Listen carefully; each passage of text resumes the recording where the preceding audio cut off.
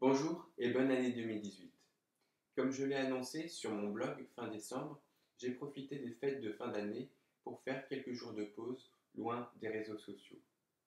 J'en ai notamment fait profiter pour faire un certain nombre de lectures que je voulais prochainement te présenter. Je comptais d'ailleurs recommencer ces vidéos cette année en te présentant les lectures que j'avais pu faire durant cette pause. Toutefois, un événement imprévu est venu quelque peu modifier mes plans. En effet, j'ai appris tout récemment la mort le 7 janvier de l'archimandrite Placide d'Essèves, qui est un des grands spécialistes de la spiritualité et du monachisme orthodoxe. Et je me suis dit qu'il pouvait être intéressant de t'en parler dans une vidéo, notamment parce qu'il a traduit en français le psautier de la Septante.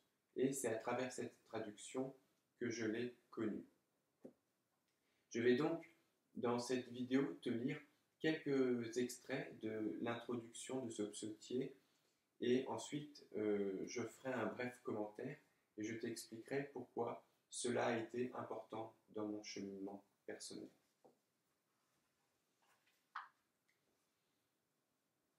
La traduction grecque de la Bible, dite des Septante, a été entreprise, semble-t-il, sous le règne de Ptolémée II, pour répondre aux besoins liturgiques et apologétiques de la communauté judéenne hellénisée d'Alexandrie.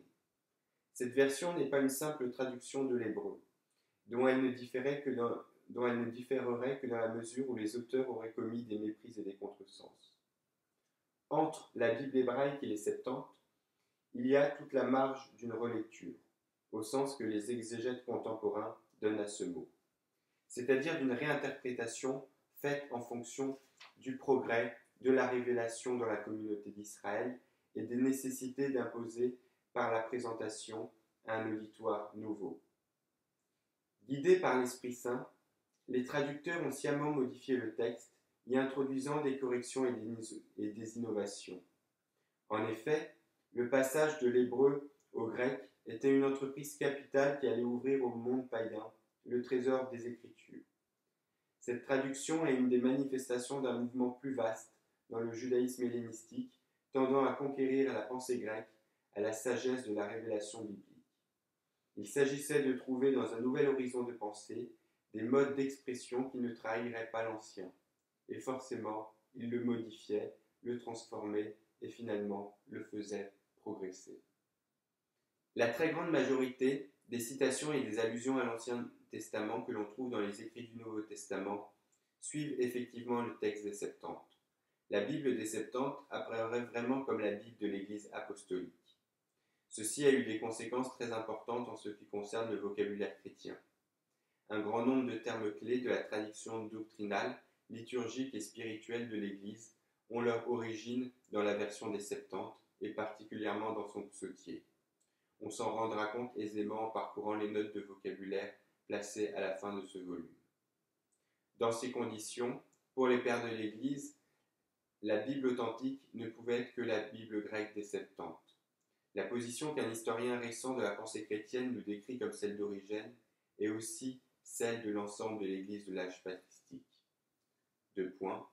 Les chrétiens ont pour Bible celle qu'ils ont reçue de la tradition apostolique. Ils ne doivent pas déplacer les bornes de cet héritage. Les textes sacrés sous la forme grecque qui accourent dans les églises sont comme une monnaie qui accourt. Il ne faut pas la dévaluer. Il ne faut pas chercher à rendre la Bible grecque, celle des chrétiens, conforme à la Bible hébraïque des Juifs.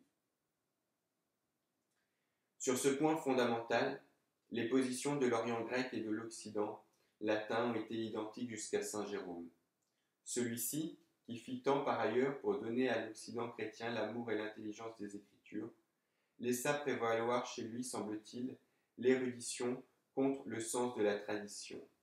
Malgré l'opposition de saint Augustin, en cela ferme et lucide défenseur de cette tradition, il se fit avec succès le protagoniste de la vérité hébraïque, allant jusqu'à soutenir, contre toute évidence, que les apôtres ne s'étaient servis des Septantes que lorsqu'ils s'accordaient avec l'hébreu. Ces remarquables traductions faites sur les textes hébraïques allaient devenir la version authentique des Saintes Écritures pour l'Église d'Occident, la Vulgate. Cependant, le psautier, tellement fondamental pour la liturgie chrétienne, devait faire exception pour de longs siècles. Jusqu'à la réforme liturgique entreprise par le pape Pie XII, l'antique version latine des psaumes, simplement revue par saint Jérôme sur la Septante, dont elle n'était guère qu'un décalque, allait rester en usage, assurant une vivante continuité avec la lecture chrétienne de l'écriture pratiquée à l'âge des pères de l'Église. Voilà donc les deux extraits que je voulais te partager. Je vais maintenant faire un bref commentaire pour t'expliquer pourquoi ce texte a joué un rôle important dans mon cheminement personnel. Comme j'ai pu te le dire dans ma vidéo de présentation où je décris mon parcours personnel, je viens d'un milieu, on peut dire, protestant fondamentaliste. Et j'avais donc une vision fondamentaliste de la Bible. À l'époque, je pensais que la Bible était en quelque sorte la parole de Dieu, et pour moi, le christianisme était donc une religion du livre. Mais en découvrant les pères de l'Église, et notamment Irénée de Lyon, j'ai alors compris qu'en fait, le christianisme n'était pas une religion du livre, mais au contraire une religion de l'incarnation, puisque la parole de Dieu n'est pas descendue sous forme d'un livre, mais sous forme d'une personne, Jésus de Nazareth. Et c'est dans ce cheminement que j'ai aussi découvert la Septante, qui est en fait le nom de la plus ancienne traduction grecque de la Bible. Et toutes ces études pour la Septante, autour de la Septante, ont contribué à nourrir ma réflexion autour de cette question. Je l'aborde notamment dans une série de vidéos que j'ai faites et que tu peux trouver sur ma chaîne sur l'inspiration et l'interprétation de la Bible. Concernant la Septante à proprement parler, j'avais fait plusieurs articles tout au début de mes blogs, mais depuis je n'y suis pas forcément revenu, ce que en revanche je ferai prochainement. Voilà, c'est à peu près tout ce que je voulais te dire. Si tu as des questions ou des remarques, n'hésite pas à me laisser un commentaire, et moi je te dis à bientôt pour une prochaine vidéo.